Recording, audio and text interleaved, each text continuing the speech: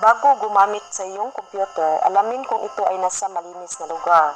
Upang mas madali ang iyong gagawin, linisin mo muna ang area kung saan ang unit system ay nakalagay. However, tanggalin mo muna ang mga konektor upang hindi ka mahirapan. Pagkatapos ibaba lahat ng mga bagay including monitor, system unit at iba pa. Kumuha ng malinis na tuwalya para pangpunas sa mga unit. Punasan ang lagayan ng computer at pagkatapos ay kaagad punasan ang monitor kasabay ang system unit, keyboard at iba pa na dapat punasan. Pagkatapos punasan lahat ay ibalik ito kung saan ito nang nakalagaling. Ibalik ang mga konektor at siguraduhin na maayos ito. Arrange the wires properly to avoid damage. Pagkatapos nang malinis ay pwede nang gamitin ang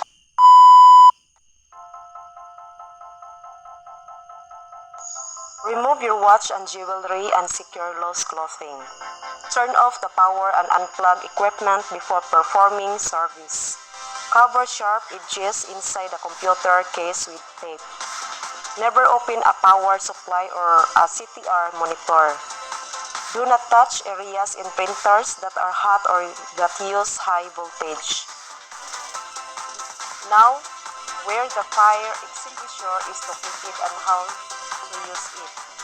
Keep food and drinks out of your workspace. Keep your workspace clean and free of clutter. Bend your knees with lifting heavy objects to avoid injuring your back.